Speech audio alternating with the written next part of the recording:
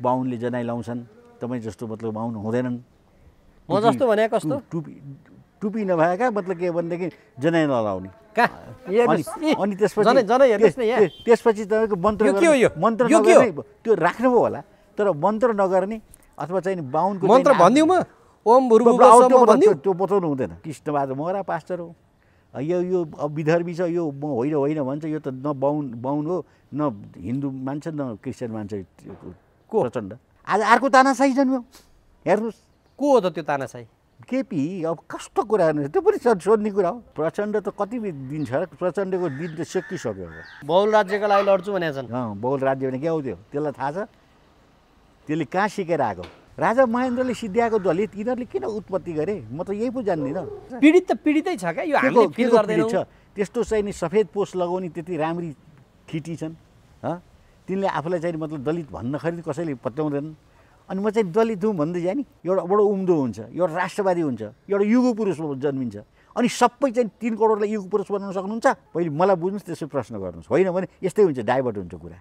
किन हुँदैन? मेरो आफ्नो प्रिन्सिपल त म छोड्दिनँ नि। त्यो त डिस्क्रिमिनेसन हुनुपर्छ भन्ने मान्यता राख्नु। डिस्क्रिमिनेसन हुन्छ अटोमेटिक। तपाईँले जबरजस्ती गरेर हुन्छ, मैले औँला देखाइसकेँ नि। मन्त्र ठाकुरको उद्धार भयो, मन्त्र ठाकुरको त त्यो बुढोको के उद्धार हो नि? यहाँ त गलत्याएर चाहिँ मतलब फ्याँक्न खोज्दाखेरि पनि केपी गलत्याइएन।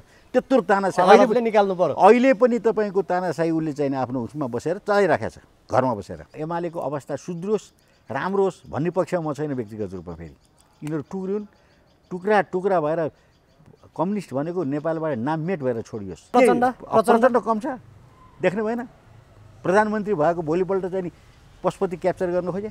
शेरबहादुर देउवालाई त के भन्नु, त्यो त भाग्यले शेरबहादुर देउवाको बारेमा भन्ने हो भने नियतिले उसलाई प्रधानमन्त्री बनायो, नियतले कहिले पनि उसलाई प्रधानमन्त्रीले साथ दिएन। केपी शर्मासँग जति पैसा छ नि, त्यसको 10 खण्डको 1 खण्ड पनि पैसा माधव कुमार नेपालसँग भए यिनले प्रोग्राम बनाउँछन्, तर यिनसँग पैसा। कुनै पनि राजा तानाशाही भन्दा यो कम्युनिस्ट चाहिँ नि तानाशाही चाहिँ नि 1000 बढी गुणा बदमास हुँदो रहेछ। हिजोको राज्य व्यवस्था त अति राम्रो, अति सुन्दर राज्य व्यवस्था छ। अब त्यो राज्य व्यवस्थाको हामी परिकल्पना गर्छौँ। हिजो जसलाई कालो दिन भन्यो, अहिलेकाले आजको कालो दिन रहेछ, हिजोको त स्वर्ण दिन रहेछ। तपाईँले चोखो मनले लाइब्रेरी खोलिदिनु भयो, कसैले भित्र गएर त्यहाँ गाँजा खाइदियो, लाइब्रेरी भत्काउने कि गाँजा खानेलाई चाहिँ सुधार्ने?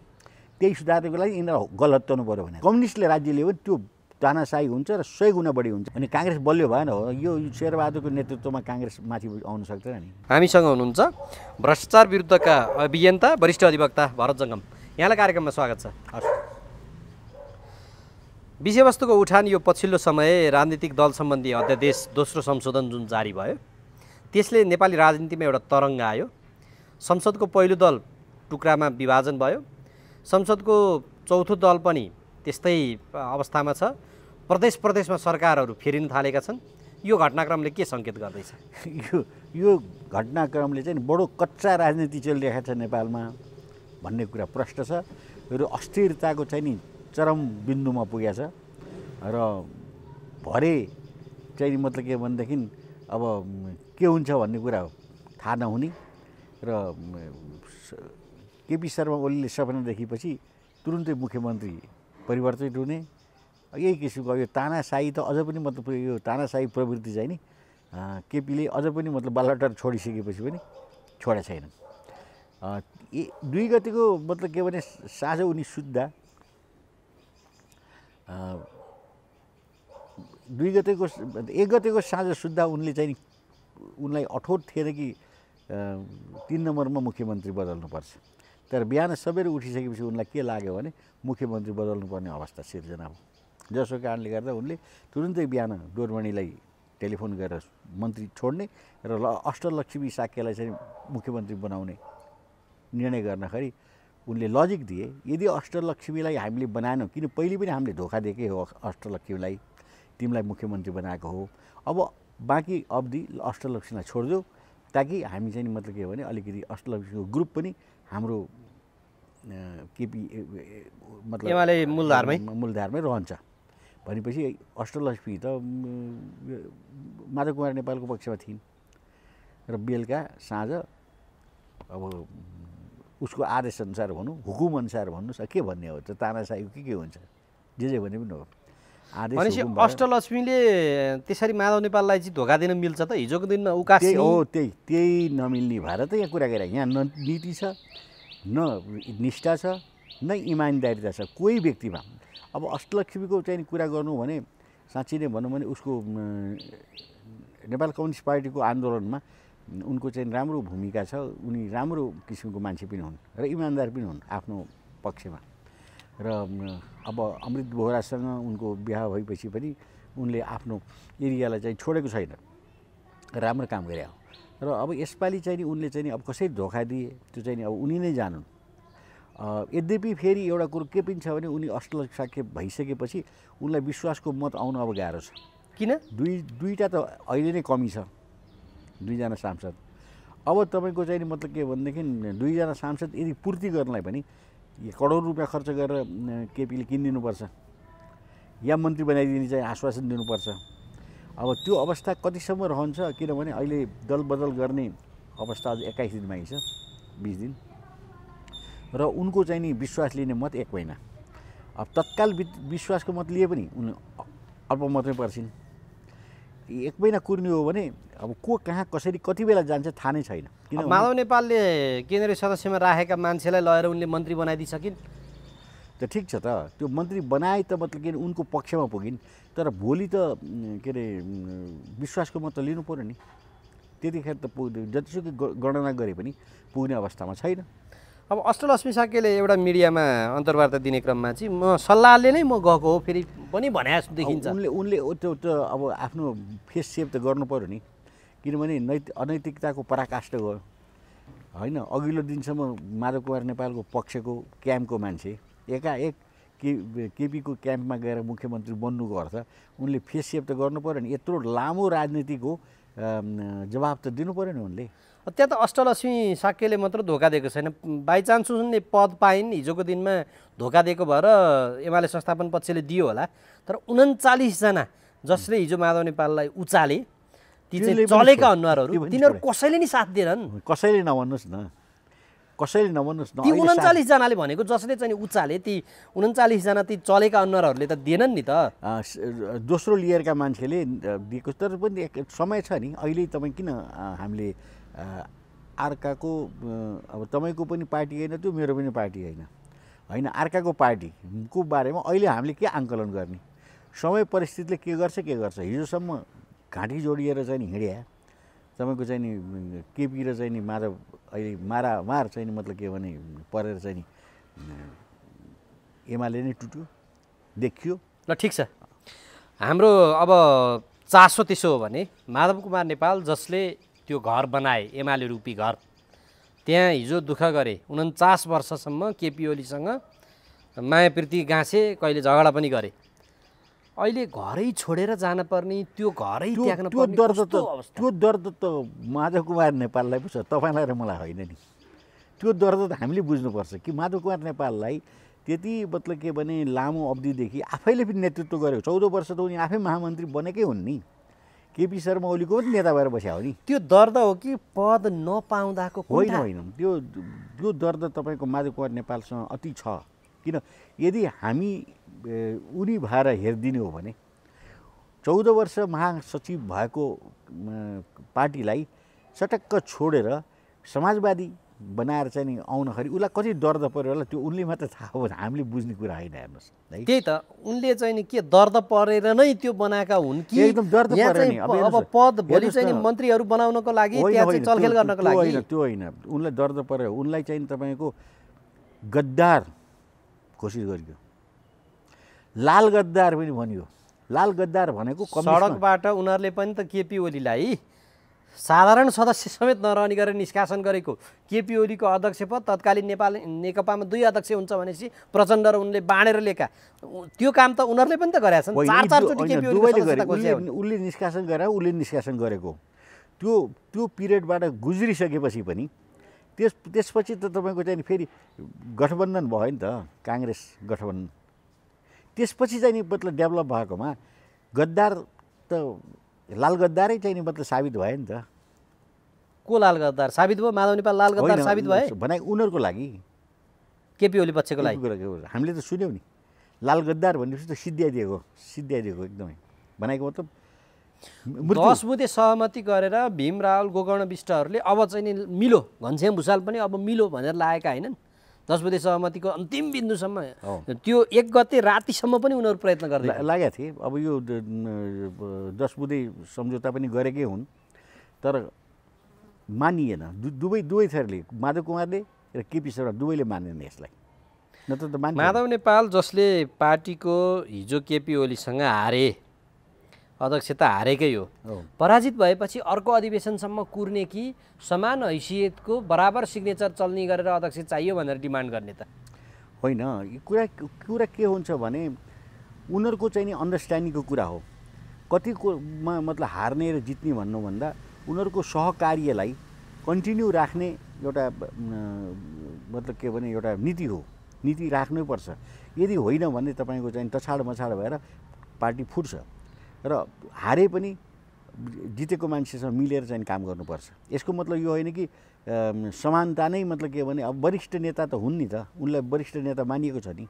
वरिष्ठ नेता मानिएकोमा जब चाहिँ नि विवाद परिसकेपछि हामीले पनि अनलाइनको क्षेत्रबाट अथवा विश्लेषकको क्षेत्रबाट हामीले के भनेको थियौँ भने माधव कुमार नेपाललाई नछोडिहाल, यदि एमाले बचाउने हो भने, चाहे उसलाई प्रधानमन्त्री दिएर हुन्छ वा अध्यक्ष दिएर आफू प्रधानमन्त्री बनेर हुन्छ। हामीले सजेस्ट गरे हो, हामीले सल्लाह राम्रो दिएको हो। यद्यपि हामीले सल्लाह दिनुपर्ने आवश्यकता छैन उनीहरूलाई, किनभने उनीहरू आफै ठुला छन्, उनीहरू आफै चाहिँ नि कम्युनिस्ट नेताहरू हुन्, त्यत्रो देश चलाइरहेका छन्। हाम्रो चाहिँ कुरा त सुन्दैनन्। तर नसुन्दै पनि हामीले के भने यदि मेहनत गरेर स्थापित भएको नेपाल कम्युनिस्ट पार्टीको एमाले को चाहिँ नि मतलब यो बिजोग नहोस्, आजको अवस्था नआओस् भनेर मैले धेरै पटक के भने माधव कुमार नेपाललाई कमसेकम प्राइम मिनिस्टर होइन भने मतलब अध्यक्षता दिएर बाँडफाँड गर्दा राम्रो हुन्छ, किन ज्यादै चुलीमा पुगिसकेको थियो। ल ठिक छ, त्यसो भने आजको मितिमा नेकपा एमाले विभाजन हुनुको दोषीको यो दोषी त तपाईँको केपी नै हो। जसले विभाजन गर्यो, जसले चाहिँ नि पार्टी टुक्रायो, उसको दोष हुँदैन? होइन, विभाजन त पार्टी टुक्रायो त उसले मजबुर भएर मृत्यु शैय्यामा पुगिसकेपछि यो बिउजिएको मात्रै हो, जीवनदान भएको। त्यो त जीवनदान शेरबहादुरले दिए, शेरबहादुरलाई धन्यवाद दिनुपर्छ माधव कुमार नेपालले। नत्र त तपाईँको यो तपाईँको माधव कुमार नेपाल समेतलाई निष्कासन गर्न त्यो पत्र दर्ता भइसकेको छ संसदमा, र अग्नि सापकोटाले चाहेको भए यो अवस्थै आउँदैन थियो, फेरि यसलाई निष्कासनै गरिदिन्थ्यो। तर उसले रोकेर राखे। त्यो त एमाले दबाब दिइरहेको छ, आजै पनि गएर ल यो चाहिँ टाँसिहाल्नु सूचना निष्कासन गरेको भनेको छ। निष्कासन गर्ने त्यो त उनीहरूले पनि दल विभाजन अध्यादेश ल्याएपछि मात्रै कारवाही गरेको छ नि त। अहिलेसम्म यत्रो झगडा हुँदा कारवाही गरेको थियो त, केपीले नि त कारवाही गरेको थियो। होइन, अध्यादेश ल्याउने कुरा भएपछि मतलब के कारवाही गरे हो, अन्तिम अवस्था पुगेपछि मात्रै गरेका छन्। होइन, निष्कासन त माधव कुमार नेपाललाई निष्कासन गरेको छ नि, सदस्यसम्म नरहने गरी निष्कासन पहिले पनि गरेको छ नि। त्यस्तो कारवाही त पहिलादेखि नै दुवै पक्षले एकले अर्कालाई गर्थे। अब एउटा कुरो के भने मैले अब बाहिरबाट हेर्दा माधव कुमार नेपाल सकेसम्म संस्थापन पक्ष छोड्ने पक्षमा थिएनन्। उनले बार चाहिँ मतलब भनिरहेका छन् हामी अझ पनि मिल्छौँ, हामी मिल्दा राम्रो हुन्छ। त्यो भन्ने पनि एउटा कारण छ कि त्यो कारण चाहिँ यो श्रोताहरूलाई खुलाउनुपर्छ। मैले भन्नु न के कारण हो, आज खुलासा गरिदिनुहोस् है।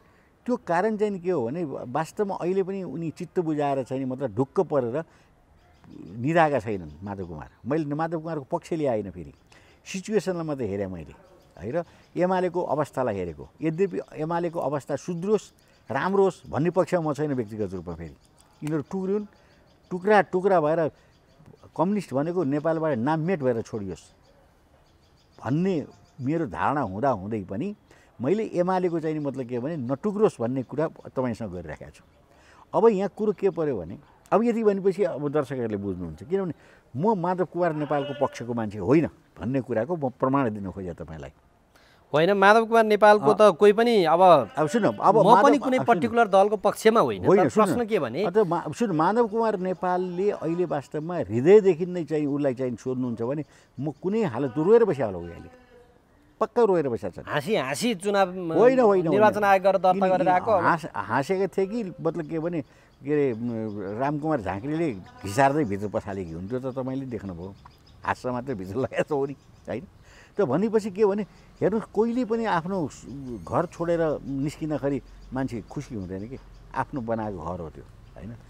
अब यहाँ के पर्यो भने तपाईँको माधव कुमार नेपालले जब चाहिँ नि केपी शर्मा ओलीलाई नेतृत्व बुझायो अथवा हार्यो, हारेपछि नेतृत्व स्वीकार गर्यो कि त्यतिखेर नै फोड्न सक्थ्यो नि उसले। तर स्वीकारिसकेपछि उनी तानाशाही बन्दै गए। यति तानाशाही बने। एउटा कुरो तपाईँलाई बताइयो, कुनै पनि राजा तानाशाही भन्दा यो कम्युनिस्ट चाहिँ नि तानाशाही चाहिँ नि 1000 बढी गुणा बदमास हुँदो रहेछ। कसरी? केपी ओली चाहिँ 1000 गुणा बढी बदमास भयो? राजा भन्दा 1000 गुणा बढी बदमास ठहर भयो हाम्रो आरोप कि सत्यता? हाम्रो नजरमा। सुन्नुहोस् न, अब त्यसको प्रमाण मसँग छ नि त। प्लिज यसै बोलेछु त मैले, ल भनिदिनु। होइन, अब मैले के बोलेँ, एउटा राजा तानाशाही हुन्छ, सबैले राजालाई तानाशाही भन्छन्, तर जब कम्युनिस्ट आउँछ त्यो राजालाई परास्त गरेर त्यो कम्युनिस्ट नेता चाहिँ नि त्यो राजाको 1000 गुणा माथि चाहिँ मतलब के भने तानाशाही हुन्छ भन्ने कुरा तपाईँ धेरै टाढा दिनुहोस्। 100 वर्ष अगाडि सोभियत रुस कब्जा गर्यो बोल्सेविक क्रान्तिले, त्यहाँको जारशाहीलाई समाप्त गर्यो, राजतन्त्रलाई। त्यो पनि प्रजातन्त्र थियो, त्यो उसमा बुझ्नुभयो, प्रजातान्त्रिक चाहिँ व्यवस्था थियो सोभियत रुसमा। तर कम्युनिस्टले हमला गरिसकेपछि नयाँ चाहिँ मतलब के भने नेता, कम्युनिस्टको नेता जन्मियो। त्यो जारशाही भन्दा 1000 गुणा चाहिँ तानाशाही भएर निस्क्यो, जसको नाउँ स्टालिन। लाखौँ मान्छे मारिदियो उसले। तपाईँको चाहिँ जर्मनबाट चाहिँ मतलब के ल्याएर चाहिँ मतलब थुनामा राखे मान्छेलाई चाहिँ तपाईँको स्लेभ बनाएर चाहिँ मतलब के भने एउटा कम्मरपछि अर्को कम्मर सिक्रीले बाँधेर चाहिँ तपाईँ काम लगाएको हाम्रो आँखाले मतलब हामीले देखाएको छ फोटोग्राफीमा, मुभीमा। त्यस्तो किसिमबाट चाहिँ हिजोको भयो नेपालको परिप्रेक्ष्यमा भन्नु न। भन्नुहोस् न, होइन पहिले त अगाडिको इतिहास नबताई कम्युनिस्टको चाहिँ कुनै उनै हुँदैन। कम्युनिस्ट कहाँ सुरु भयो भनेको सोभियत रुसबाट सुरु भयो। कम्युनिस्ट यहाँ त के भन्छन्, नेपालमा भएका त कम्युनिस्ट होइन नि, यिनीहरू छाला मात्र ओढेका हुन्छन् नि त। छाला त त्यो स्टालिन छाले ओढा त हो नि, खास कम्युनिस्ट ऊ हो नि तपाईँको के अरे लेनिन हो नि। त्यही त मानियो। लेनिनलाई चाहिँ कम्युनिस्ट दल बढी छन् तर नेता छैनन् भन्छन् क्या। सुन्नुहोस् न, त्यो यसरी होइन, हिसाब के गर्नुपर्छ। मैले तपाईँको चाहिँ नि यो उसलाई त दर्शकलाई त राम्ररी बुझाउनु पऱ्यो नि। ल बुझाइदिनु। अब मैले के भने एउटा राजा तानाशाही राजा भन्दा कम्युनिस्ट तानाशाही, कम्युनिस्टले राज्य लियो भने त्यो तानाशाही हुन्छ र 100 गुणा बढी हुन्छ भनेर मैले एक्जाम्पल कहाँ दिएँ, सोभियत रुसको दिएँ। अब तपाईँ चिनमा आउनुहोस्, नेपालकोमा भनिदिनु न। पक्नुहोस् न, चिनमा त आउन दिनुहोस्, चिनमा आउनुहोस्। चिनमा आउने बित्तिकै तपाईँको चाहिँ नि मतलब के भने त्यहाँ पनि प्रजातान्त्रिक देश थियो। तपाईँलाई थाहा छ, चिनमा प्रजातान्त्रिक देश थियो। त्यहाँ त समाजवादी प्रजातन्त्र चलिरहेको थियो। त्यो ठाउँमा चाहिँ मतलब कम्युनिस्टले हमला गर्यो र माओ सेतुङ पावरमा आयो। जसरी चाहिँ नि लेनिन पावरमा आए त्यसै गरी माओ सेतुङ पावरमा आयो। तर त्यो माओ सेतुङलाई चाहिँ थुनामा राखेर चाहिँ ग्याङ अफ फोरले चाहिँ तपाईँको अर्को तानाशाही चलायो। थाहा छ, त्यतिखेर सांस्कृतिक क्रान्ति गरिदियो, हजारौँ मान्छे मारिदियो, हजारौँ बुद्धको मूर्तिहरूलाई नष्ट गरिदियो, मोनास्ट्रीहरूलाई बन्द गरिदियो, टस नस गरेर छोडिदियो चिनलाई। बिचरा त्यो क्रान्ति गर्ने कम्युनिस्ट चाहिँ नि थुना बस्यो। बुझ्नुभयो? यस्तो हुन्छ हो। नेपालमा नि यही कुरो दोहोरिया हो। मदन भण्डारी कहाँ गए? मारिए उनलाई त। अनि 28 वर्ष भयो। आज अर्को तानाशाही जन्म्यो। हेर्नुहोस्, को हो त त्यो तानाशाही? केपी। अब कस्तो कुरा गर्नु, त्यो पनि सोध्ने कुरा हो होइन? अनि केपी ओलीको तानाशाहसँग चाहिँ नि यो कम्युनिस्टको चाहिँ रिलेट गरिदिनु न। हो, केपी शर्मा तपाईँको चाहिँ नि मतलब के भने कम्युनिस्टबाट चाहिँ नि मतलब पावरमा आउँछ। ऊ राजाको, हिजोको राजा भन्दा बुस ठुलो तानाशाही बन्यो। किन? राजालाई त हामीले सबै राजा, मैले त राजा महेन्द्रलाई नै भेटेँ। उनी जस्तो देशभक्त यो देशमा एउटा मान्छे छैन। हेर्नुहोस्, म च्यालेन्ज गर्छु, म तपाईँको 10 घन्टा तपाईँको राजा महेन्द्रको पथको बारेमा, राजा महेन्द्रको कार्यको बारेमा म बोल्न तयार छु। त्यसपछि वीरेन्द्र यस्तो सोझो राजा, उसलाई केही मतलबै छैन। जसरी राजा महेन्द्रले बनाएको इन्फ्रास्ट्रक्चरमा उनले राज्य गरे। अब देख्नुभयो ज्ञानेन्द्र आए, ज्ञानेन्द्र कति भला आदमी छन् हेर्नुहोस्, आनन्दले बसेका छन्। 74 वर्ष पुगिसके, 75 वर्ष लागिसके, उनलाई केही मतलबै छैन। निरङ्कुशता लादे भनेर आन्दोलन गरेका हैनन्। न उनलाई तातोसँग मतलब छ न चिसोसँग मतलब छ हेर्नु। अहिले पो त्यस्तो भयो त पूर्व भएपछि हिजो पावरमा हुँदा त चलाका हैन। पावर नि यस्तो तानाशाही त थिएन नि। हेर्नुहोस् 21 जना त्यो पनि रबरको गोलीले मर्दा अर्काले लेखेको कुरो पढेर दरबार छोड्दै। बुझ्नुभयो? त्यो हो राजामा हुनुपर्ने गुण। तर यहाँ त गलहत्याएर चाहिँ मतलब फ्याँक्न खोज्दाखेरि पनि केपी गलहत्याइएन। त्यत्रो तानाशाही निकाल्नु पर्यो। अहिले पनि तपाईँको तानाशाही उसले चाहिँ आफ्नो उसमा बसेर चलाइराखेको छ घरमा बसेर। देख्नुभयो? मतलब के भने जोडमणिलाई फोन गरेर मुख्यमन्त्री छोडिदिए उसलाई राख। अब भोलि अब त्यही कुरो 1 नम्बरमा दोहोरिँदैछ। भीम आचार्य हुँदैछ त्यहाँ, त्यो हेरिराख्नुहोस्। त्यहाँ पनि मतलब के राईको पत्ता साफ भयो। अब भीम आचार्य आउँछ त्यहाँ भन्नखेरि अझ पनि तानाशाही त चलिरहेको छ। यिनीहरूको भित्र के छ भने तपाईँको बोली पनि सिद्धियो। त्यहाँ अर्को बाइबाप छैन, कसैले एक्सक्युज गर्नु पर्ने। अब त्यो दोडमणि बिचरा कति रोयो होला, के गर्नु सपना थियो होला। सरभरि उहाँ हाँसेर पुरा ढोल बिजाएर चाहिँ नि हेटौँडा परिक्रमा गरिरहन्। डोलमणिले पनि होइन होला। हो, भिडियो आएको छ। ठिक छ, डोलमणिले चाहिँ केपीलाई देखाउन खोज्यो होला। देख म कति इमान्दार छु, तिम्रो तानाशाहीको चाहिँ मतलब के भने आदेशलाई मैले शिरोधार्य गरेर चाहिँ हुकुमको मतलब पालना गरेँ भनेर प्रभु भनेर देखायो होला। बुझ्नुभयो? यो राजाभन्दा मतलब डेन्जर केपी शर्मा ओली त्यही सबै चाहिँ मतलब के अब प्रचण्ड नि प्रचण्ड कम छ। देख्नु भएन? प्रधानमन्त्री भएको भोलिपल्ट चाहिँ नि पशुपति क्याप्चर गर्न खोजे, त्यहाँको सम्पत्ति लिन खोजे। मैले मुद्दा गरेँ भने तपाईँलाई थाहा छ कि छैन?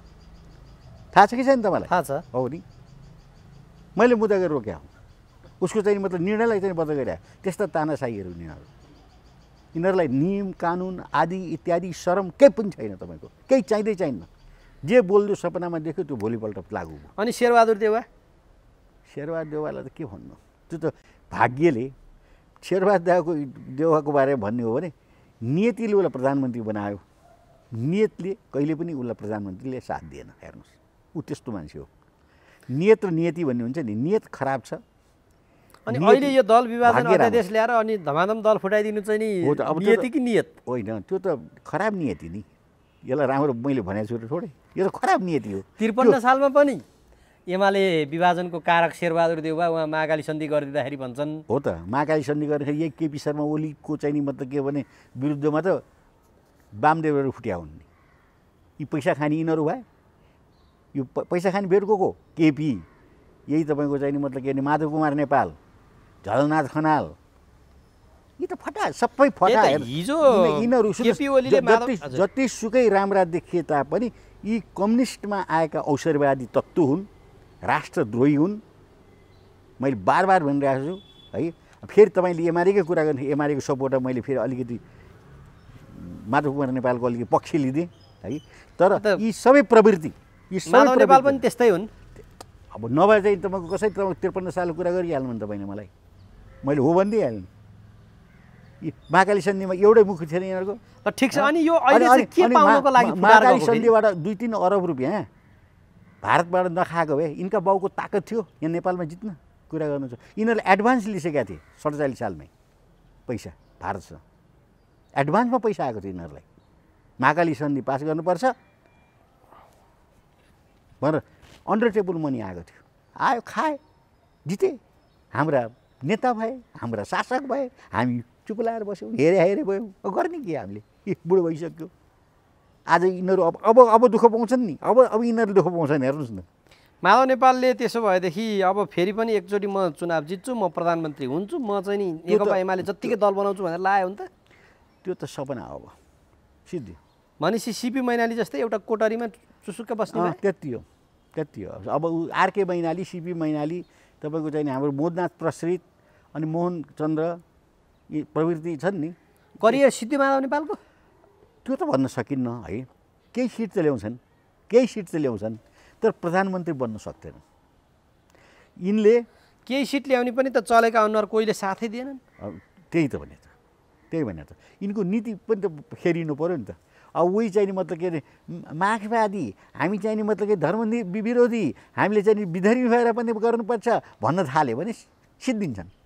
होइन, देश परिस्थिति अनुसार अब हामी बदलिन्छौँ, राष्ट्र संस्था चाहियो, अथवा चाहिँ मतलब के भने हामी चाहिँ धर्मनिरपेक्षलाई चाहिँ हटाउँछौँ, यो चाहिँ प्रदेश सरकारलाई हटाउँछौँ, यो कम्युनिस्ट मतलब के भने तानाशाही प्रवृत्तिलाई समाप्त गर्छु भनेर उठ्नु पर्यो नि त उनले। अनि हिजो 62-63मा आन्दोलनमा उत्रिँदाखेरि चाहिँ नि म यस्तो गर्छु भनेर त लागेका थिएनन् को? माधव नेपालहरू। त्यति बेला तिनी महासचिवै थिए। महासचिव थिए माधव कुमार नेपालको के बुता त्यतिखेर पनि, यदि भारतले साथ नदिए भए अब यहाँको एजेन्डामा चाहिँ राज संस्थाको विषयमा, यो गणतन्त्र हटाउने विषयमा, अब यही सङ्घीयता खारेजीको विषयमा, धर्म ल्याउने विषयमा लाग्लान् काहीँ नभएर कम्युनिस्ट नेता होइनन्। समयले ल्याउँछ, हेर्दै जानुहोस् न, समयले ल्याउँछ। माधव नेपाल त्यसमा लाग्छन्? होइन भने जान्छन्, थन्किन्छन्। प्रचण्डहरूले मान्लान्। अनि प्रचण्ड त कति दिन छ र? प्रचण्डको दिन त सकिसक्यो। किन सकियो भन्नुहोस् न। अब बाँकी बग्यो त त्यही 48 जना होइन है। अब आउने चुनावै लडे 10 जना जितेर आउने प्रत्यक्ष, त्यो प्रत्यक्ष 10 जना उनको कोटामा, त्यो पनि 2 अरब 3 अरब रुपियाँ खर्च गर्नुपर्छ। त्यो उता स्विजरल्यान्डमा लगाएको छ कि कहाँ लगाएको छ नि, त्यो ल्याएर झिकेर, बुझ्नुभयो? त्यसमा नि 10 जना प्रचण्ड स्वयं अब सबैले खाइदिन्छन्। प्रचण्ड स्वयंको त 2 चोटि उनी हारेको मान्छे जित्या त हो। त्यो उसले भनेन, भट्ट मन्त्रीले भनेन कि त थाहा छैन? मलाई थाहा छैन त्यो त। जुन भट्ट मन्त्री चाहिँ अहिले केपी शर्मा ओली कहाँ गएको थियो नि माओवादी छोडेर, लेखराज भट्ट, उनले के भने थाहा छ? हामीले प्रचण्डलाई जिताउन बक्सा बदलेको हो भनिदिएछ। मसँग छ रेकर्ड, हेर्नुहोस्। यस्तै शब्दै बोले एकदमै। ल सोध्नुहोस् न, अहिले गएर तपाईँ अहिले तुरुन्त सोध्नुहोस् न लेखराजलाई। हामीले प्रचण्डलाई जिताउँ र मतलब के बत्ती निभाएर बक्सा फेर्यो भनेछ। ल भन्नुहोस्, अघिल्लोचोटिको चुनावमा कि पछिल्लोचोटिको चुनावमा? पछिल्लो पनि अघिल्लो पनि। अब तपाईँको त्यही कुरा चाहिँ रेणुको तपाईँले देखा थाहा छ। त्यहाँ त मतपत्र च्यातियो नि। मतपत्र च्याति बत्ती निभाएर त्यो उता कति मिलाएको छ हेर्नुहोस् त। प्राधिकरणको मान्छेलाई बत्ती निभाउन लगाएर मतपत्र च्याता डाङडुङ गरेर फेरि दोस्रो चुनाव गर्दाखेरि ऊ जित्यो। यो त फेरि एउटा कुरो, प्रचण्डको हरेक स्पिचहरू तपाईँ बन्द कोठामा भएको स्पिचहरू तपाईँ अहिले भटाभट आइरहेको छ। ऊ के भन्छ? यो संसदीय व्यवस्था भनेको यो राम्रो व्यवस्था होइन, यसमा जाली फटा सबै कुरो गर्नुपर्छ। हामीले झुट पनि बोल्नुपर्छ। जनताले चाहिँ ल म गर्छु भन्नुपर्छ। बाठिएर गर्नु आवश्यकता छैन। हामीलाई सत्ता कब्जा गर्ने हो भनेर ट्रेनिङ दिइरहेछ उसले। कतिवटा ट्रेनिङ दिएको हामीले फुटेज। बाघको नङ्ग्रा सबै झारेपछि कसरी सत्ता कब्जा हुन्छ? हिजो पो जङ्गलमा पो बाघ मान्थे त, अब त माने होइन। होइन, त्यसै सत्ता कब्जा हुँदैन त। मैले भनिहालेँ यिनको चाहिँ कोटा 10 देखि 12 अब आउने चुनावमा। भनेपछि यिनी पनि थन्किए। अब यिनी पनि थन्किए। यिनको त हेर्नु को आउँछ? राइज को हुन्छ? अब केपी ओली पनि थन्के। अनि कुन? शेरबहादुर देउवा? तपाईँ यही 6 जना मात्र मान्छे देख्नुहुन्छ, अरू मान्छे छैनन्। मुख्य टाउका त यही छ त। ए बाबा, यी टाउको त समाप्त हुन्छ। यिनीहरूको टाउको त काटिन थालिसकेको छ फटाफट। अब को आउँछ? गर्दन छिन्न मात्र बाँकी छ। अब को आउँछ? ल भन्नु। अबको पहिलो दल कुन भन्छ? चुनाव अब आउँदैछ, 15 महिनापछि त छ। पहिलो दल त कोही पनि आउँदैन, कोलिसन गभर्मेन्ट हुन्छ। कसको? यो अहिले भएका मान्छे पनि त अलिअलि त आइहाल्छ नि। 10-12 जना त मैले बाँड्दैसकेँ नि। 10-12 शीर्षले आफू नआइकन अरूलाई दिएलान्। कसलाई? नमरुन्जेलसम्म छोड्दैन यिनीहरूले। हारे घाटामा पनि म प्रधानमन्त्री भन्छन् यिनीहरूले। हो, ठिक भन्नु। अब समयले के गर्छ? अब आउने इलेक्सनमा पनि बहुमती सरकार कसैको आउँदैन, कुनै पनि पार्टीको आउँदैन। यिनीहरू टुक्रा टुक्रा भएको देखिहाल्नुभयो। अब 2/3 बहुमतको चाहिँ निबन्ध नेकपा यसै टुक्रियो। त्यसमा अलिअलि थियो, त्यो पनि अब मतलब के भने टुक्रियो। काङ्ग्रेसमा नि त्यही हाल छ। जम्मा 61 जना छन् हेर्नुहोस् काङ्ग्रेसमा। अब 61बाट कति मान्छे बाहिर जाने हो त थाहा छैन, किनभने मन्त्री दिनै सक्दैनन्। अहिले मन्त्री दिन नसकेपछि तपाईँको यता के अरे महाधिवेशन गर्न सकेका छैन। यता कम्युनिस्टहरू सबै टुक्रेपछि त काङ्ग्रेसकै आइगयो नि फेरि पनि। अनि काङ्ग्रेस बलियो भएन हो। यो शेरबहादुरको नेतृत्वमा काङ्ग्रेस माथि आउन सक्दैन नि। कुरा चाहिँ त्यो छ नि। शेरबहादुर भनेको त एउटा भाग्यले मात्रै बसिया मान्छे हो। उसको बुद्धिले, नियतले, उसको इमान्दारिताले, उसको कर्मनिष्ठताले, उसको चाहिँ राष्ट्रिय चाहिने मतलब के भनेदेखि सेवाले होइन नि। अब त्यत्रो 2/3 कम्युनिस्ट पार्टी टुक्रा टुक्रा बनाइदिए। उसले टुक्रा त आफै बनाउँछ। प्रतिपक्षको जनादेशले भएको मान्छे होइन। सत्तापक्षमा आइदिए। दुईचोटि त तपाईँको मतलब के भने सांसदलाई नै विघटन गरिदिए नि के अरे केपीले। त्यो त गर्छन् नि, ट्राई गर्छन्, कोसिस गर्छन्, फेरि आफै खाल्न पर्छन्। अब यही तपाईँको चाहिँ नि अध्यादेशलाई भोलि चाहिँ नि च्यालेन्ज हुनसक्छ। अब आज आयो अध्यादेश, हिजो आयो, अब च्यालेन्ज हुन्छ। अध्यादेश यसरी किन चाहिँ नि संसदलाई चाहिँ छलेर अध्यादेश ल्यायो? त्यसमा अब फेरि एउटा कुरो के भने अदालतप्रति पूर्ण विश्वस्त छैन म। यसले यसै गर्छ भन्न सकिन्न। हेर्नुहोस् के गर्छ यहाँ त सबै चाहिँ बाँडीचुडी खाने चाहिँ मतलब कि दाउमा लागेका छन्। देश लुट्ने, देशलाई टुक्रा टुक्रा पार्ने। त्यस कारणले बडो गाह्रो छ हेर्नुहोस्, हामीलाई अप्ठ्यारो छ एकदमै। महन्त ठाकुरहरूको त उद्धारै भयो नि। महन्त ठाकुरको उद्धार भयो। महन्त ठाकुरको त त्यो बुढोको के उद्धार हो नि, राजेन्द्र महतोको उद्धार भयो नि। अझ एकदम च्यालेन्ज गर्छ म बिहारी भने मलाई हेर म नेपालको प्रधानमन्त्री भएर देखाउँछु भनेर उर्लिने थियो अस्ति। बहुल राज्यका लागि लड्छु भनेका छन्। बहुल राज्य भने के हो त्यो? त्यसलाई थाहा छ त्यसले कहाँ सिकेर आएको? त्यो गुमस्ता भएर चाहिँ नि मतलब 2 दुने 4, 4 दुने 8 भनेर अर्का पैसा उठाउन आएको घरमा चाहिँ नागरिक बने केटोले बहुल राष्ट्रिय भनेर के त्यसले लेख्नु पर्दैन? त्यसको सिद्धान्त छैन? खै मुखले बोलेर हुन्छ? भनेपछि अबको चुनावमा केपी ओली, शेरबहादुर देउवा, रामचन्द्र पौडेल, माधव कुमार नेपाल यी शीर्ष छन् नि, प्रचण्ड, बाबुराम भट्टराई, यिनीहरूले चुनाव जितेर आउँदैनन्? यिनीहरू चुनाव जित्लान्, झुटो गरेर यिनीहरू केन्द्रित भएर जित्लान् होइन, झुटो पनि गर्लान्। अब उही के अरे लेखराज भट्टले भने जस्तो बत्ती निभाएर ब्यालेट बक्स पनि चेन्ज गर्लान्। तर त्यति गर्दा पनि यिनीहरूको चाहिँ नि मतलब के भने बहुमतको सरकार यिनीहरूको आउन सक्दैन र यिनीहरूले त्यही 20%, 30%, 20%, 30% भन्दा बढी आउँदैन यिनीहरूको, बढीमा 20%। हरेक दलको? हरेक दलको। फेरि त्यसो भएदेखि त दल त कतिवटा भइसक्यो नि? 95, यो 2ले 97 पुगे दलहरू। त्यही त होइन, सबैले उठ्दैन नि त। अहिले देखेका तपाईँका चाहिँ दल त छँदैछन्। यो त 5-7 दल पनि 2टा भइगयो। अब अरू चाहिँ मतलब के अब सिकेको पनि अब दल आउँछ। अब किन जनमत दल भन्ने छ। अब गोहितको पनि दल आउला मधेसबाट होइन, 4-5वटा दल मधेसकै हुन्छन्। अब यहाँ चाहिँ तपाईँको चाहिँ कम्युनिस्टको सोझै देखिहाल्यो होइन, 2-3वटा कम्युनिस्टको चाहिँ दल। त्यसपछि अब तपाईँको चाहिँ नि के अरे राप्रपा पनि 2टा दल अथवा एउटा दलबाट लड्ला। विवेकशील पार्टीहरू छन् जसले चाहिँ मतलब युवा केटाहरूले चाहिँ मतलब ठिक छ, यो दल धेरै भए। अब यहाँ के भन्छन् भने यो समाजवादी माधव नेपालले किन खोले भने समाजवादी केन्द्र बनाउने, त्यहाँ बाबुराम भट्टराई पनि मिसिने, उपेन्द्र यादव पनि मिसिने, प्रचण्ड पनि मिसिने, माधव नेपालहरू पनि बस्ने, जङ्गलबाट भर्खर आएका विप्लव पनि बस्ने, यो समग्र मिलेर फेरि हामी चाहिँ समाजवादी दल बनायौँ। अब हामीलाई जनताले फेरि एकचोटि मत दिनुपर्छ भनेर भोलि चुनावमा जाँदैछन् भन्छन् नि। चुनावको बेला अब उनको सपना हो। उनलाई अब 70को टेक्न लागेको मान्छेलाई विश्वास गर्ला नि त।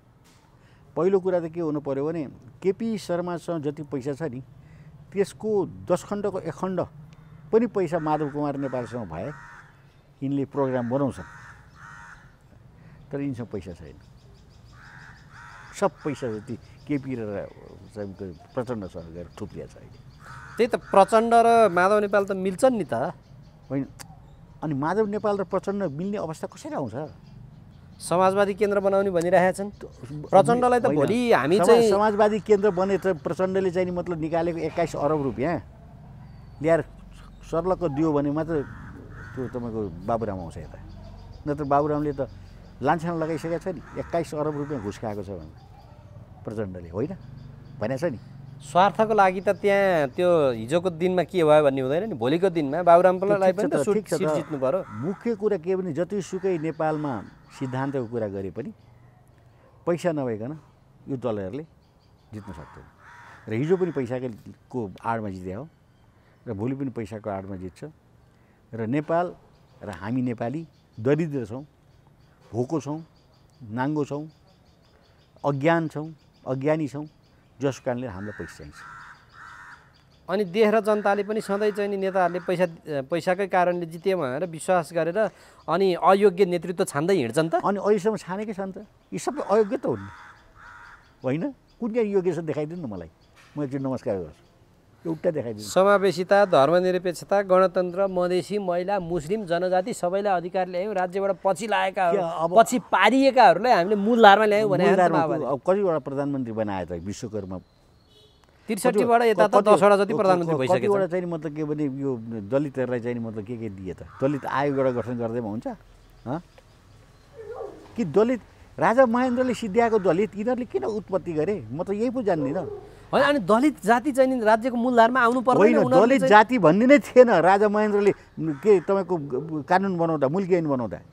कसैले त्यति बेला चाहिँ नि अब 2020 सालमा यिनीहरूले किन दलितबाट नामाकरण गरे? के त्यो कामी चाहिँ नि मतलब के भने दलित हुन्छ? काम गर्ने मान्छे हो नि त्यो। राजा महेन्द्रले त 2019 सालमै यो दलित भन्ने शब्दलाई कसैले प्रयोग गर्न पाउँदैन र दलितको चाहिँ मतलब परिभाषाभित्र दण्ड सजायको भागी हुन्छ भनिदिएको थियो। यिनीहरूले किन दलित राखे? यी 2020 सालमै उन्मूलन गरे हुन् अनि मुलुकी ऐन ल्याउँदा। अनि त भने त्यति बेलै सिद्धिसकेको थियो। त्यति बेलादेखि विभेद त कायमै रह्यो भन्छन् नि त। कहाँ विभेद कसरी कायम रह्यो? खै हामीले त मतलब के विभेद देखाएको थिएनौँ। त्यतिखेर पञ्चायत टाइममा हिरालाल विश्वकर्मा भन्ने मन्त्री थिए। अब काठमाडौँमा चाहिँ नि यहाँ डेरा नपाएको थाहा पाउनु भएको छैन? यहाँ दलित भयो भनेपछि डेरै दिँदैनन् काठमाडौँमा। अब दलित भनेर म दलित हुँ डेरा लिए भएर चाहिँ नि भन्न जाने कस्ता मान्छे? मूर्ख कस्ता भन्नुहोस्? होइन, अनि जात अनि झगडा गर्ने नि अनि जात स्वदेशी भन्नु पर्दैन। यहाँ तपाईँको कति पानी थाप्न दिँदैनन् पँधेरोमा, एउटै पँधेरो किन दिँदैनन्? त्यो त मधेसतिरको कुरा हो, यहाँ होइन। ए अनि देश भनेको मधेस काठमाडौँ मात्र हो? मधेस होइन? सुन्नुहोस् न, मधेस र देश भन्ने कुरा मतलब के भने गाउँमा अहिले पनि ज्ञान आइसकेको छैन। त्यसलाई त मतलब अनेक किसिमका मतलब के भने ज्ञानहरू हामीले दिनुपर्छ, सिकाउनुपर्छ, सरकार सिकाउनुपर्छ। तर यहाँ चाहिँ काठमाडौँमा तपाईँ एउटा बताइदिनुहोस् कुन चाहिँ नि घरमा यहाँ दलित बसेको छैन? अझ बानेश्वरमा त तपाईँ कमसेकम 10 वटा घरपछि एउटा दलित बसेको छ। तपाईँ बानेश्वरको मूल ठाउँमा हुनुहुन्छ, यहाँ सुन्नु न। म त दलित भन्दिनँ। किन दलित भन्दिनँ भने उनीहरूसँग चियापानी पनि खाइन्छ, गफ पनि गरिन्छ, उनका नि घरमा छिर्न दिँदैनन् क्या अहिले पनि? हामी त आउँछ नि त। हजुर, हामी त आउँछ नि तपाईँ। ऊ यहाँ भर्खरै उसको एउटा सार्की थियो, के अरे यहीँ मेरो भतिजो जस्तो यहीँको थियो है। अब त्यो सार्की मन्त्री भएर आयो भित्र बस्यो, मसँग चिया खा। मैले के दलित भन्छु र उसलाई? त्यो त मन्त्री भएपछि स्वार्थको लागि जोडिनु भयो। किन मन्त्री हुनुभन्दा अगाडि मेरो चाहिँ मतलब के भने ड्राइभर पनि थियो त्यो कुनै दिन। कुरो बुझ्नु भएन? त्यो त हामीले त्यसै विभेदै गर्दैनौँ कि। तपाईँले गर्नु भएन, तपाईँ त कानुन पढेको मान्छे, कानुनी आधारमा विभेद गर्नु हुँदैन, समस्यामा परिन्छ भन्नुभयो। तर मान्छेको सोच त्यो भएन नि त। केही अगाडि यो केपी शर्मा ओलीकै एकजना मन्त्री कृष्णगोपाल श्रेष्ठले उहाँ चाहिँ प्रहरी कार्यालयबाट उद्धार गरेर ल्याएको होइन, घरबेटीले चाहिँ दलित भनेपछि लफडा परेर भने। त्यो त तपाईँको के केपी शर्मा ओलीले डाइरेक्ट चाहिँ मतलब के भनेदेखि आदेश गरे हुनाले, हुकुम गरे हुनाले त्यो हुकुम पालना गरे त्यो कृष्ण। सुन्नु न, त्यति बेला घटना त भएको हो नि? घटना भएको, तर त्यो घटनाको पछाडि के छ तपाईँलाई थाहा छ? पीडित त पीडितै छ क्या, यो हामीले फिल गर्दैनौँ। त्यस्तो चाहिँ नि सफेद पोस्ट लगाउने त्यति राम्री ठिटी छन्। तिनले आफूलाई चाहिँ मतलब दलित भन्न खरिद कसैले पत्याउँदैनन्। अनि म चाहिँ दलित हुँ भन्दै जाने? ल बताउनुहोस् त, यहाँ त कसले पैसा कहाँ घरबेटीले चाहिँ उसलाई दलित भनेर कोठा नदिएको हो क्या? अहिले तपाईँ अहिले हेर्नुहोस् त कतिवटा दलित चाहिँ भनौँदा, दलित त म भन्दिनँ, दलित थर भएका मान्छे अहिले काठमाडौँ हरेक 10 घरबाट एउटा घरमा बसेका छन्। न त सहजै कहाँ कोठा पाएछन्? किन? अनि के चोरेर छुपेर गएछन्, पैसा छन् कहाँ? कति जात छ? तपाईँले दलितहरूसँग अन्तर्क्रिया गर्नु भएको छैन? उनीहरूले के भन्छन्? हामी जात छल्नु पर्यो, हामी चाहिँ नि यो। अब यहाँ तपाईँका सफेद पोस्ट लगाउने दलितहरूले यो चाहिँ फाइदा लिनको लागि हो सबै गर्छन्। हेर्नुहोस्, जहिले पनि दलितको नाउँमा चाहिँ मन्त्री बने कतिजना छन् तपाईँलाई थाहा छैन सर? जतिखेर पनि उनीहरूले चाहिँ कोटा पाउनुपर्छ, पढाइमा पनि MBBS पनि उनीहरूले पाउनुपर्छ। उनकै छोरछोरीले फेरि त्यो साँच्चीकै रियलमा चाहिँ नि मतलब त्यो गरिब दलितले होइन, बुझ्नु होइन? त्यो त राज्यले मूलधारमा ल्याउनु पर्यो नि त। त्यस्तो खालको लागि त राज्यको दायित्व हो नि त्यसरी मूलधार। राज्यको त्यही भनेर तपाईँको अस्ति सर्वोच्चले नि भन्यो नि तर माराहरू भन्यो नि त्यस्तालाई, बुझ्नु भएन? त्यही त त्यस्तो खालको पात्र र प्रवृत्तिलाई राज्यले हेर्नु पर्यो, कानुनले हेर्नु पर्यो नि, सरकारले। राजा महेन्द्रले नाम्यट गरिसकेका कुरालाई यिनीहरूले उछाले के? यो चाहिँ मलाई चित्त नबुझ्यो, अरू केही पनि होइन। मधेसीले चाहिँ नेपाली सेनामा प्रवेश पाएको, मधेसी भएको कारणले नै सेनामा प्रवेश नपाएको त अस्ति 63 सालबाट मात्रै प्रवेश पाएको होइन? मधेसी भएको कारणले, मुसलमान भएको कारणले, नेवार भएको कारणले। त्यही कुरालाई तपाईँको चाहिँ के भने कृष्णप्रसाद भट्टराईले के जवाफ दिएको थियो थाहा छ? इन्डियामा एउटा पत्रकारले सोध्यो, अरे प्रधानमन्त्रीजी तपाईँको चाहिँ मतलब के भने सेना किन चाहिँ मतलब के भनेदेखि पहाडिया मात्रै भर्ना हुन्छ, तपाईँको चाहिँ किन मधेसको चाहिँ नि भाइहरूलाई चाहिँ प्रवेश गराउनुहुन्न भन्नेपछि उहाँले तुरुन्त जवाफ दिनुभयो, तिम्रो प्रधानमन्त्रीलाई गएर सोध कि तिम्रो चाहिँ मूल चाहिँ मतलब के उसमा बिहारीलाई डाइरेक्ट भर्ना नगरेर बिहार ब्रिगेड किन राख्यो बताऊ मलाई। गोर्खा ब्रिगेडमा किन बिहारीलाई उल्दैन बताऊ मलाई, अनि मसँग आएर सोध भनेपछि नाजवाफ भयो त्यहाँको पत्रकार। भन्नुभयो यहाँको जवाफ त यो मेरो जवाफ होइन, यो चाहिँ माओवादीहरूले अथवा यो अहिलेको पछिल्लो समयको 63 यताको चाहिँ यो उपलब्धि यो भन्छन् क्या। सुन्नुहोस् न, यहाँ कुरो के छ भने आफ्नो एउटा कुरो भनौँ न, जातिको आफ्नो गरिमा हुन्छ, इज्जत हुन्छ, त्यसको परम्परा हुन्छ, त्यो धर्म हुन्छ होइन। त्यो धर्मलाई उसले निर्वाह गरिरहेका हुन्छ। जस्तो यहाँको गुरुङहरू, मगरहरू, तपाईँको चाहिँ राई लिम्बूहरू पहिलेदेखि सेनामा प्रवेश, नेपालको सेनामा मात्र होइन विदेशी सेनामा पनि प्रवेश। अब यहाँ कति मतलब के भने मान्छेहरू यहाँ विश्वकर्मा र दमाई परियारहरूले गुरुङ भनेर चाहिँ जागिरी खानु परिरहेछ। हो त्यो अवस्था चाहिँ नि राज्यले निर्वाह गरेको अवस्था मैले यहाँ पनि आएन, भारतमा गएर उनीहरूले बुझ्नुभयो, उनीहरूलाई थाहा रहेछ नि त। यहीँ पनि त पाएन नि बिचरा। यहाँ पनि तामाङले गुरुङ भनेर चाहिँ नि अस्ति 50 वर्ष अगाडि एउटा तामाङ गएर चाहिँ सिपाहीमा भर्ना हुन गयो भने तामाङ हो भने फालिदिन्थ्यो, गुरुङ हो भने राख्थ्यो। जातीय एउटा आधार हो नि। यहीँको मान्छेले तामाङलाई राख्दैन। सोध्नुहोस् यो कुरा पुलिसमा अहिले पनि तामाङले गुरुङको नाउँमा पेन्सन खाने तपाईँ चाहिन्छ भने म 100 जनाभन्दा बढी मान्छे नाम निकाल्न सक्छु। पेन्सन खाँदा तरमाराहरू चाहिँ त्यस्ता हुन् के? तरमारा होइन, एउटा स्थिति बाँधेको हुन्छ के गुरुङले राम्रो काम गर्छ, गुरुङ जाति राम्रो हो भन्ने गुरुङको एउटा महिमालाई कायम गरेर उसलाई चाहिँ नि मतलब इमान्दारी हुन्छ। तामाङ के हुन्छ, बढी बलको मात्रै काम गर्छ, बुद्धिको काम गर्दैन र तामाङले कुनै पनि बेला धोका दिन्छ भन्ने त्यो होला नि त केही, नत्र सिपाहीमा चाहिँ तामाङ भर्नै नहुने भन्ने हुन्छ त। यही त यो सोच तपाईँको जस्तै सोच चाहिँ खत्तम भयो क्या यो नेपालको राजनीति होइन। त्यो सोचै यस्तो राखेपछि कसरी हुन्छ? हरेक नागरिकलाई भेदभाव गर्ने आज भेदभाव होइन, मान्छेहरू जन्मिँदै आफ्नो एउटा संस्कार लिएर आएको हुन्छ। तपाईँ बाहुन हो होइन, नपढे पनि तपाईँ जानकार ज्ञानी, मैले त्यस्तो भनेको छैन। होइन किन, तपाईँको बोलीबाट थाहा हुन्छ नि। तपाईँले करिब पढ्नुमा मैले सोधेकै छैन, तर तपाईँ बाहुन हुनुहुन्छ, यति बाठो हुनुहुन्छ कि मसँग फटाफट प्रश्न गरिराख्नु भएको छ। तर एउटा गुरुङले आएर अथवा चाहिँ एउटा तामाङले आएर यतिको तपाईँको त्यो चाहिँ फास्ट चाहिँ मतलब के भने प्रश्न गर्न सक्दैन। त्यो उसको जातीय गुण हो कि जातीय गुण होइन। राज्यले हिजो उसलाई मूलधारमा ल्याउन सकेन, पढाइबाट चाहिँ पढाइ अवसर सबैबाट तपाईँलाई मैले वञ्चित भयो। प्रश्न गर्न सकिनँ होला। जातीय गुण पनि हुन्छ के, तपाईँ नेवारलाई जतिसुकै चाहिँ मतलब के भने संस्कृतको चाहिँ पाठ सिकाउनुहोस्, उसले चाहिँ मतलब के भने 4 अक्षर पनि मतलब के भने शुद्ध बोल्न सक्दैन, तर बाहुनले फट्टै बोलिदिन्छ। त्यो जातीय गुण हुन्छ कि त्यो जिब्रोमा, आँखामा, नाकमा, कानमा, मस्तिष्कमा भरिया हुन्छ। त्यो तपाईँले जबरजस्ती गरेर हुन्छ। एकरूप त औँला यो एउटै छ, औँला एउटै हो किन? औँला र जाति एउटै हुन्छ राज्यभित्र? राज्यभित्र हरेक नागरिक एउटै होइन? किन हुँदैन? किन हुँदैन? नागरिकता लिएका राज्यले त्यसरी भेदभाव गर्न मिल्छ? औँला बराबर छैन भने राज्यले हरेक जातिलाई भेदभाव गर्न एउटा बुद्धिमान हुन्छ, एउटा मूर्ख हुन्छ, एउटा बडो उम्दो हुन्छ, एउटा राष्ट्रवादी हुन्छ, एउटा युग पुरुष जन्मिन्छ। अनि सबै चाहिँ 3 करोडलाई युग पुरुष बनाउन सक्नुहुन्छ? 3 करोडलाई युग पुरुष भनिनँ मैले, 3 करोडको समान हैसियत त हो नि। हो, समान हैसियत हो। त्यसमा तपाईँको उसको जातीय गुण, उसको थिङ्क अफ लेभल, त्यसमा जात किन जोड्ने? मानव त एक हो नि भन्छ नि अहिले 21औं शताब्दीमा। हो, त्यो त्यहाँनिर चाहिँ नि गडबड हो कि। त्यहाँनिर 21औं शताब्दीमा मानव एक हो भन्ने हो भने त्यही अमेरिकाले त्यसलाई किन डिस्क्रिमिनेसन गर्छ कालोलाई? मलाई जवाफ दिनुहोस्।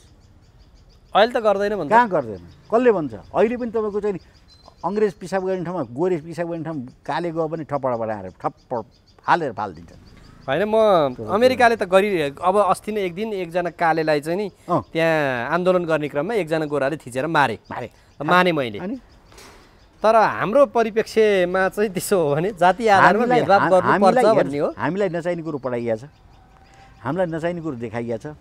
तपाईँ जस्ता चाहिँ नि सफेद पोस लगाउने बाठा बाहुनहरू, बाठा क्षेत्रीहरू, आइएनजिओहरू, एनजिओबाट पैसा ल्याएर यहाँ चाहिँ डिस्क्रिमिनेसन गराइरहेछ, समाजलाई भाँडिरहेछ है। आफू चाहिँ तर खाएर चाहिँ मतलब भोट चढाइ गरेछ र आफ्नो छोरछोरी जतिलाई सबैलाई फेरि विदेशमा पठाएर नोक्सान दिइरहेछ। राज्य सञ्चालन गर्नेले गरे नि, मैले त कहाँ पाउनु, म त कहीँ अवसरै नपाएको मान्छे हो नि। कस्तो कुरा गर्नु? यो राज्य सञ्चालन गरौँ एउटा गिरोह नै छ। केपी शर्मालाई मतलब के अरे घुमाउने र गिराउने गिरोह, त्यो सबै बाहुन क्षति छन्। ल माने सबै फटा। अहिले राज्यको मूलधारमा भएका, अहिले हिजो आज राजनीतिमा भएका पनि हेर्नु न, ती त बाहुन त शीर्ष त बाहुनै छन्। अहिले त राष्ट्रपति पनि बाहुनै हुनुहुन्छ। अनि प्रश्न चाहिँ नि के भने उनीहरूले घुमाएको कारणले हो। उनीहरूले होइन, त्यो एउटा वर्गमा भएका गुण तपाईँले मेटेर मेटिन्न कि उसले चाहिँ मतलब के भने त्यो एक्सर्साइज गर्छ, आफूले त्यो समाजमा दिन्छ र त्यो समाजले चाहिँ नि धारण गर्ने नगर्ने अर्को कुरा हो। त्यस कारणले जिम्मेवार भने कस्तो हुन्छ भने कुनै पनि वर्ग जातिहरूको आफ्नो विशेष गुण हुन्छ, त्यो विशेष गुणलाई तपाईँको कानुनले चाहिँ मतलब के भने एकरूपता ल्याउन सक्दैन। ल्याउने कोसिस हामीले गर्नुपर्छ, कोसिस गर्नुपर्छ कि बराबर पढ्नु। हेर्नुहोस् जहिले पनि तपाईँ चाहिँ मतलब के भने एसएलसीमा हेर्नुहोस्, कुनै कम्पिटिसनमा हेर्नुहोस्, ड्याङ्ग ड्याङ्ग बाहुन आउँछ त। कहाँ हुन्छ? दलितले पनि कति धेरै गरेका छन्, जनजातिले गरेका छन्, महिलाले गरेका छन्। दलितले चाहिँ 80% ल्यायो भने बाहुनले 100% ल्याइदिन्छ, गर्नुहुन्छ त्यस्तो छैन। किन नत्र किन दलितको कोटा राख्यो? दलितलाई 50 अहिले त राज्यको मूलधारमा चाहिँ उनीहरूलाई पनि कम्तीमा हुनुपर्छ, समान हुनुपर्छ भनेर। अहिले जतिसुकै भए पनि एमबिबिएसमा तपाईँको दलितले चाहिँ अथवा चाहिँ मतलब कमजोर वर्गले पाएको छ, त्यो बाहुनले जहिले उछिन्या हुन्छ। त्यहाँ पनि कहाँ हुन्छ? त्यो जनकपुर मेडिकल कलेजमा, चितवन मेडिकल कलेजमा त्यत्रा चाहिँ उनी आछन् त, दलितहरूले पनि अवसर पाएको। ठिक छ त, डक्टर भएपछि उनीहरूले एमबिबिएस गर्ने या ठुलो हुने, म कम्पिटिसनमा चाहिँ नि बाहुनले पनि जित्छन् भन्नु खोजेँ कि मैले। कम्पिटिसनमा कम्पेरिटिभली हेर्दा त्यो मतलब के भने तपाईँ जति कोटा दिएर चाहिँ नि अवसर दिनुहुन्छ नि, त्यो कोटा पाएको अवसर पाएको मान्छेले त्यति प्रगति गर्न सक्दैन जति अवसर पाएको चाहिँ एउटा बाहुनले गर्छ। ल त्यसो भने अब यो जात जाति, यो चाहिँ यो समावेशिता, यो आरक्षण, यी समग्र विषयमा टुङ्ग्यो, तपाईँको भनाइ के त यसमा चाहिँ के हुनुपर्छ भने? होइन, मेरो भनाइ त यसमा के छ भने तपाईँको यिनीहरूले यो कुरा गरेर विभाजन गरे कि, राष्ट्रलाई विभाजन गरे, समाजलाई विभाजन गरे। तर म गर्ने चाहिँ मतलब के भने अवस्था सिर्जना गरेँ। कम्पिटिसन गरौँ न, एउटा चाहिँ योग्य व्यक्ति मतलब के भने उत्पादन गरौँ न। त्यो नेवारबाट पनि हुनसक्छ, त्यो तमाङबाट पनि हुनसक्छ, त्यो चाहिँ उनीहरूकै बिचमा कम्पिटिसन गराउनु पऱ्यो कि। आएर चाहिँ कम्पिटिसन गराउनुखेरि अरू वर्गबाट कम्पिटिसन गराउनुखेरि त्यो कुरो उनीहरू झन् उनीहरूको मस्तिष्कमा के हुन्छ भने म त यो बाहुनले त 95% ल्याएको थियो, म चाहिँ नि मतलब कि विश्वकर्माले जम्मा चाहिँ 60% ल्याएको थिएँ, अब यो 95% छ, म 60%ले कसरी कम्पिटिसन गरेँ? त्यसको मनस्थिति नै खच्किरहेको हुन्छ, मनोबल घटिरहेको हुन्छ, कम्पिटिसन आउन सक्दैन। त्यस कारण उसको बेग्लै कम्पिटिसन गरौँ, यसको बेग्लै कम्पिटिसन गरौँ, एउटा क्रिम मान्छे निकाल कि भन्न खोजेँ मैले कुरा। त्यो यो आरक्षण भन्ने चिजै हुनु ठिक छ। यो चाहिँ कहाँनिर गएर हामी चाहिँ के भने समसामयिक राजनीतिमा कुराहरू थियौँ, विषय अलिकति डाइभर्ट भयो। डाइभर्ट अब गरिदिनु तपाईँले गर्ने के ल होइन, यो अलिकति त्यस्तै तपाईँले हटेड इस्यु होइन। म एउटा हेर्नुहोस्, म परम्परावादी हुँ, म नेपाल संस्कृति र नेपाली धर्म चाहिँ जसरी चाहिँ कायम गर्नुपर्छ भन्ने मान्छे हुँ, होइन। पहिले मलाई बुझ्नुहोस्, त्यसो प्रश्न गर्नुहोस्, होइन भने यस्तै हुन्छ, डाइभर्ट हुन्छ कुरा। किन हुँदैन? मेरो आफ्नो प्रिन्सिपल त म छोड्दिनँ नि। तपाईँले जतिसुकै भने पनि म यी मतलब के एनजिओ र आइएनजिओबाट पैसा खाएको मान्छे त होइन। म अमेरिकाको कुरा लिउँ, अमेरिका नि बुझेको छु मैले, लन्डन पनि बुझेको छु, फ्रान्स पनि बुझेको छु। त्यहाँ पनि डिस्क्रिमिनेसन थाहा छ हामीलाई। अमेरिकामै तपाईँ कति किसिमको चाहिँ जाति, त्यही त डिस्क्रिमिनेसन हुनुपर्छ भन्ने मान्यता राख्नु। डिस्क्रिमिनेसन हुन्छ अटोमेटिक। तपाईँले जबरजस्ती गरेर हुन्छ, मैले औँला देखाइसकेँ नि। जेठो जेठो हुन्छ, कान्छो कान्छो हुन्छ। तपाईँले जबरजस्ती तानेर ल्याएर हुन्छ, त्यो तानेर तानिन्छ, त्यो तान्नु खोज्नु मूर्खता हो कि। आज तपाईँको अमेरिकामा जान्छ हिस्पेनिकहरू, के गति छ त हिस्पेनिकहरूको? त्यहाँ चाहिँ फ्रेन्चहरूको कस्तो छ, जर्मनीको के गति छ, लन्डनको मान्छे के, त्यही पनि डिस्क्रिमिनेसन छ। उनीहरूको बिहाबारीमा चाहिँ नि मतलब के भने इन्टरकास्ट म्यारिज उनीहरू रुचाउँदैन त्यहाँका राम्रा मान्छेले। अब यहाँ त तपाईँको ओहो लाख रुपियाँ दिने ल इन्टरकास्ट म्यारिज गर, सरकारको तर्फबाट इन्सिस्ट के चाइना जस्तो गर भाइ। चीनमा चाहिँ नि टिबेटन मतलब के भन्ने बिहा गऱ्यो भने यति रुपियाँ दिने, ठाडै टिबेटनसँग मिक्स गराउनु खोजिरहेको छ। मरै मिक्स भएको छैन अहिलेसम्म चिनिया र टिबेटनहरू। आज कति वर्ष, 60 वर्ष भइसक्यो यिनीहरूले त्यो त्यो त्यो प्रोग्राम ल्याएको। त्यो प्रोग्राम ल्याउनु खै टिबेटन हुन्छ, चिनिया हुन्छ। उनीहरूको बिचमा द्वन्द्व हुन्छ, उनीहरूको बिचमा झगडा हुन्छ। तपाईँ त्यति त त्यति चीनभित्र तपाईँको कतिवटा जाति थाहा छ तपाईँलाई? 57वटा जाति छ। कतिवटा भाषा थाहा छ तपाईँलाई? अनि तपाईँ चीनको कुरा के थाहा छैन? हेर्दाखेरि लाल झन्डा बोलाएर चाहिँ मतलब के चीन चीन चीन भनेर चाहिँ तपाईँहरू भन्नुहुन्छ। होइन, यो कहाँनिरबाट यो डाइभर्ट भयो भने 62-63 को आन्दोलन पछि देशमा चाहिँ एउटा परिवर्तन आयो, त्यसले आरक्षणका कुराहरू ल्यायो, महिला दलित जनजाति समावेशीकरणको कुराहरू उठायो। डिस्क्रिमिनेसन चाहिँ गरेर लड्डु लडाएर चिनी झार्ने नेताहरूको बुद्धि हो कि हाम्रो होइन। भनेपछि यी नेताहरूले यी एजेन्डा लिएर आएको आफ्नो स्वार्थको लागि तल झगडा गराइदिने अनि आफू चाहिँ तर मार्ने, त्यही हो कुरा। र अहिले के छ 3 वर्षभित्र 3 वर्ष त यो तपाईँको ओलीले गरे अब होइन 3.5 वर्ष त्योभन्दा 1.5 वर्ष अगाडिदेखि 5 वर्षको अस्ति हिसाब हेर्दा 15 खर्ब रुपियाँ ऋण ल बताउनुहोस् कहाँ गयो त्यो पैसा देखाउनु पऱ्यो नि त त्यो त यही प्रदेशमा चाहिँ नि मन्त्रीहरू पाल्दा पाल्दै राष्ट्रपति 7वटा पाल्दै मुख्यमन्त्री 7वटा पाल्दा अब कतिचोटि अब कतै ऋण लिएर यिनीहरूलाई पाल्दै त ल बताउनुहोस् अब जनताले बुझ्नु पऱ्यो नि त्यसमा त अब डिबेट होला भोलिका दिनमा होइन अब भोलि केही न केही गर्ने अब यो चाहिँ कुन व्यवस्थामा जाने भनेर त केही न केही निर्धारण होला नि त आफ्नो व्यवस्था आफ्नो हुन्छ अर्का व्यवस्था जबरजस्ती ल्याउनु मिल्दैन ल कुरा यति हो बुझ्नुभयो हाम्रो व्यवस्था भनेको राज संस्था भएको एउटा राम्रो चाहिँ नि मतलब के भने आदर्श व्यवस्था समाजवादी व्यवस्था हो त्यो भयो नेपाल बाँच्यो मन्दिरमा नि पूजाआजा चल्यो पशुपतिनाथमा नि मान्छे जाने आउने गर्छन् घर घरमा घण्ट शङ्ख पनि बज्छन् बाहुनले जनाइ लाउँछन् तपाईँ जस्तो मतलब बाहुन हुँदैनन् म जस्तो भने कस्तो टुपी नभएका मतलब के भनेदेखि जनाइ नलाउने अनि त्यसपछि तपाईँको मन्त्र नगर्ने त्यो राख्नुभयो होला तर मन्त्र नगर्ने अथवा चाहिँ बाहुनको मन्त्र भनिदिउँ म ओम त्यो बताउनु हुँदैन त्यो के बताइदिनु पर्यो त तपाईँलाई पाप लाग्छ अनि बताइदिनु पर्यो के भन्नु सुन्नुहोस् न तपाईँले ब्राह्मण भएर ब्राह्मणको चाहिँ मतलब के भने कार्य गर्नु भएको छैन आचरण गर्नु भएको छैन के गर्नुपर्छ त्यो आचरण गर्नुपर्छ बुझ्नुभयो त्यसपछि तपाईँको आफ्नो आफ्नो आफ्नो अपनत्व चाहिँ मतलब कायम हुन्छ तपाईँ चाहिँ नि प्यान्ट लाउनुहुन्छ तपाईँ चाहिँ मतलब के भने के अरे भनेपछि ब्राह्मण भए पछाडि ब्राह्मणको पहिचानमा यो कुर्ता सुरुवाल मात्रै लाएर हिँड्नु पर्यो टुप्पी यत्रो लामो चाहिँ बनाएर हिँड्नु पर्यो यहाँ निरारा चन्दन घसेर मात्रै हिँड्नु पर्यो भन्ने तपाईँको भनाइ हो होइन वेशभूषाको पनि विशेष छ वेशभूषा नै सबभन्दा ठुलो कुरो होइन विचार राम्रो हुनु पर्यो विचार भनेको के राम्रो हुनु पर्यो म हिजो कुन मतलब के वर्गमा जन्मेँ कुन खानदानमा जन्मेँ मेरो ड्युटी के हो मैले पूजा गर्नुपर्छ मेरो बाउले गर्दैन थियो र मैले भात खाँदाखेरि के कसरी चाहिँ भात खानुपर्छ मैले कसरी चाहिँ मतलब के भने अरू साथीहरूसँग सम्पर्क राख्नुपर्छ ज्ञान गुण कसरी दिनुपर्छ म कति इमान्दार हुनुपर्छ म कति विश्वासयुक्त हो यही भन्छन् के यो हिजोको राज्य व्यवस्थाले थोपरेका कुरा चाहिँ यो हुन् भन्छन् क्या उनीहरू यो हिजोको राज्य व्यवस्था त अति राम्रो अति सुन्दर राज्य व्यवस्था छ अब त्यो राज्य व्यवस्थाको हामी परिकल्पना गर्छौँ हिजो जसलाई कालो दिन भन्यो अहिलेकाले आजको कालो दिन रहेछ हिजोको त स्वर्ण दिन रहेछ अब हामीले झलझली हेरिरहेको छौँ अब म त तपाईँको हेर्नुहोस् राणा शासनलाई मैले आफ्नो आँखाले नदेखेको मात्रै हो है राणा शासनको पक्षधर हो तपाईँ होइन त्यसो नभन्नुहोस् न राम्रो शासनको पक्षधर हो त्यसमा राणा होस् कि शाह होस् हिजोको दिनमा राणाहरूले विकास त गरे हो नि होइन निरङ्कुशता लादेर निरङ्कुशता के निरङ्कुशता भने के निरङ्कुश त्यो तपाईँ बताउनुहोस् अनि त्यसो हो भने केपी ओलीलाई कसरी निरङ्कुशता भन्नुभयो होइन यो त तानाशाही भयो निरङ्कुश मात्र तानाशाही भयो नि त जे राणाहरू चाहिँ के राणाहरू त कमसेकम मर्यादामा बस्थे लाज हुन्थ्यो उनीहरूलाई घिन हुन्थ्यो शरम हुन्थ्यो बाहिर निस्किन नि थिए त्यसरी मनपर्दो बोलेर यहाँ त तपाईँको झुट बोल्ने हेर्नुहोस् त सोह्रै आना झुट बोलेको छ सोह्रै आना